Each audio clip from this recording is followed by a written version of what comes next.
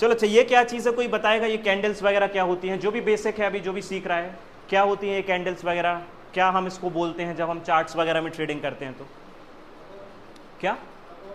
Support नहीं, इसको हम बोलते क्या है? फॉर एग्जाम्पल ये हॉल बना हुआ है, इसको हम फैन बोल रहे हैं, इसको हम बोलते क्या है? चार्ट। चार्ट बोलते हैं। जो हम एनालिसिस यहाँ पे कर रहे हैं हम इसको क्या वर्ड बोलेंगे? कोई एक definition? We call it technical analysis. यार क्या कर रहे हो, क्या बोलेंगे हम इसको? टेक्निकल एनालिसिस है, राइट? टेक्निकल एनालिसिस क्या है? जब आप पर्टिकुलर चार्ट पैटर्न्स को, हम इसको प्राइस एक्शन भी बोलते हैं। प्राइस एक्शन का मीनिंग क्या होता है, कोई बताना चाहेगा? एनीवन? जो एक्टिवली ट्रेडिंग कर रहा है वो तो बताएगा। देखो अगल बगल वालों के बारे में मत सोचो कि कोई क्या सोचेगा मेरे बारे में, किसी को कोई मतलब नहीं है। आप पैसा कमाओगे ना, अपने आप रिस्पेक्ट देना स्टार्ट कर देगा, भले कुछ भी ना आता हो, राइट? प्राइस का मोमेंटम होना, बेसिकली चार्ट को रीड करके, प्राइस को रीड करके उसका फ्यूचर प्रेडिक्ट करना is called price action. Price का जो भी एक्शन है, जो भी यहाँ पे मोमेंटम हो रहा है, आप इसको रीड करोगे टेक्निकल एनालिसिस के through, support and resistance draw के, कैंडल का आपको नाम पता होना चाहिए, ये सारी चीज़ें, उसको हम सिंपल भाषा में बोलते हैं प्राइस एक्शन ट्रेडिंग। ठीक है कि भाई आपके पास जब हिस्ट्री है तभी तो आप आगे जाके फ्यूचर प्रेडिक्ट कर पाओगे ना, राइट? कोई भी वेदर फोरकास्ट करता है, हम देखते हैं कि नॉर्मल जो इलेक्शन के जो आते हैं ना, एग्जिट पोल्स वगैरह आते हैं, तो कुछ ना कुछ सर्वे देख के किया जाता है। ठीक है, कभी आपने वेदर प्रेडिक्शन देखा होगा, कभी कोई प्रेडिक्शन होता है, तो कुछ ना कुछ एक हिस्ट्री के एक डेटा के बेस पे प्रेडिक्शन होता है ना। ठीक है, अब ज्योतिषी वाली बात नहीं कर रहा हूँ मैं कि उसमें हमें ये नहीं देखना है कि आज मंगल ग्रह ये हो गया, वो नहीं देखना है, राइट? हम मरते भी जीते भी हैं भाई बिना वो देखे कि आज कौन सा अच्छा दिन है, राइट? और इसके बीच में लोग क्या लाते हैं कि इसमें एक हैं यूट्यूब पे करते हैं एस्ट्रोलॉजी वाले। आपको क्या करना भाई? Technical analysis is going to be your best friend. अगर मार्केट में टिके रहना है तो technical analysis plus fundamental analysis. Fundamental analysis क्या होता है, कोई बताना चाहेगा? एनीवन? कंपनी का परफॉर्मेंस वगैरह रीड करना, कंपनी का बैलेंस शीट देखना, कंपनी क्या प्रॉफिट एंड लॉस कर रही है, उसको हमें क्या बोलते हैं? Fundamental analysis. पी रेशियो वगैरह आपने सुना होगा, एबिटा सुना होगा, बुक वैल्यू वगैरह, ये सारी चीज़ें। तो जब हम टेक्नो प्लस फंडा, हम उसको एक वर्ड बोलते हैं technical analysis plus fundamental analysis, उसको हम शॉर्ट वर्ड में बोलते हैं टेक्नो फंडा एनालिसिस। उसका मतलब ये होता है आप टेक्निकल्स देखो, आप कंपनी के फंडामेंटल्स भी देखो कि कंपनी कर क्या रही है। भाई ऐसा ना हो कि आपने स्टॉक बाय कर रखा है किसी के सजेशन पे और आपको ही नहीं पता है कि कंपनी करती क्या है। आप यहाँ पे आए हो तो आपको पता है ना कि मैं क्या करता हूँ, ऐसे तो नहीं कि चलो देखते हैं कुछ हो रहा है वहाँ पे भीड़ लग रही है, ऐसे तो नहीं आए ना कोई भी कि रोड साइड में कुछ हो गया तो देखने लगते हैं, वो नहीं करना है। यहाँ पे पहले आपको देखना है कि भाई आप किसी भी स्टॉक में भी ट्रेड भी कर रहे हो तो आपका टेक्निकल भी इंपॉर्टेंट है और उतना ही आपका फंडामेंटल भी इंपॉर्टेंट है। आप यस बैंक में आप जाके टेक्निकल एनालिसिस कर लो, कल कोई न्यूज़ आ जाए वो कल स्टॉक फॉल कर ही जाएगा। आप किसी भी पेनी स्टॉक में कितना भी टेक्निकल एनालिसिस कर लो, अगर उसके फंडामेंटल्स अच्छे नहीं हैं वो प्राइस एक्शन बेस पे काम नहीं करेगा। हो सकता है आपका लक फैक्टर अच्छा रहे कि अपर सर्किट लग जाए, लेकिन अपर सर्किट या लोअर सर्किट न्यूज़ बेस पे होता है, वो पंप एंड डंप वाले केसेस होते हैं। तो ये सारी चीज़ें बेसिकली टेक्निकल एनालिसिस होते हैं। ये होता है बेसिकली रेजिस्टेंस, ये सपोर्ट, इनके बेस पे हम क्या करते हैं? ट्रेडिंग करते हैं। जब आप चार्ट्स पे ओपन करते हो, ट्रेडिंग व्यू का नाम सबने सुना होगा, जब हम कैंडल स्टिक्स वगैरह ओपन करते हैं तो हम इस तरीके से चार्ट ड्रॉ करना है, उसमें पूरा सपोर्ट, बेसिकली हम इसको सप्लाई एंड डिमांड भी बोल सकते हैं कि कहाँ से सप्लाई आ रहा है, कहाँ डिमांड जा रहा है, सपोर्ट एंड रेजिस्टेंस, बायर और सेलर, इसके बेस पे हम प्रिडिक्ट करते हैं कि आगे जाके क्या हो सकता है, राइट? मैं बैठे बैठे अगर मैं आपको नॉर्मल चार्ट दे दूँ कुछ इस टाइप से, यहाँ पे मैं पूछूं, अगर आप टेक्निकल एनालिसिस नहीं कर रहे हो तो आप क्या बताओगे? किस बेस पे आप जो है प्रेडिक्शन करोगे?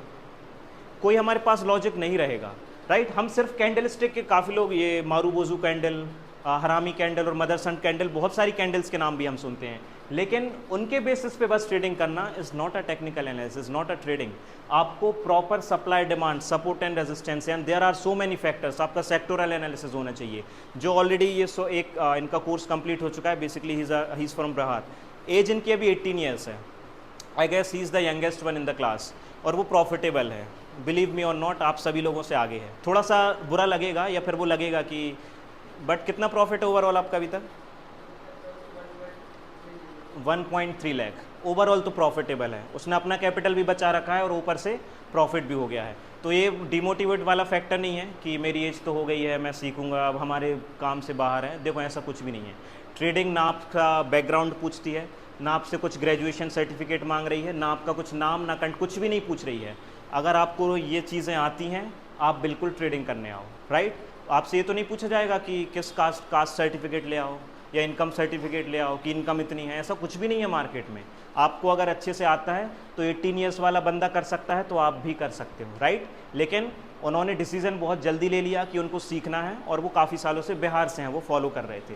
Now it's up to you कि आप आज डिसीजन ले रहे हो या फिर आप अभी भी, होता है ना कि इंडियंस की आदत ही होती है देखेंगे कल देखेंगे, ट्रेन 10:30 बजे है तो हम 10:30 पे ही, कहीं ना हमें तो पता है लेट आएगी तो हम 10:30 पे ही निकलेंगे, नॉर्मल है हमारे यहाँ, हमारी इंडियंस की हैबिट है। 11 बजे की क्लास है, उसके बाद भी काफ़ी लोग आए हैं, हो गए होगा कुछ रीज़न से लेट, लेकिन हमें लगता है 11 बजे है तो 11:15। शादियों में जाते हैं हम, 8 बजे का बुलावा रहता है, हम 8:30 तक, जब तक तो सब आएंगे, खाना पीना स्टार्ट होगा फिर करेंगे, 8 बजे क्या करेंगे जाके। तो हमारी टॉलरेट करने की आदत रहती है कि कल कर लेंगे, थोड़ी देर बाद कर लेंगे। Now it's up to you कि आज से 3 साल, काफ़ी लोग ऐसे हैं जो बीच में ब्रेक लेके फिर से ट्रेडिंग स्टार्ट करते हैं, बहुत सारे लोग हैं। जैसे सर ने, उनका कुछ कंडीशंस थी, वो ठीक है, एक फैक्टर है।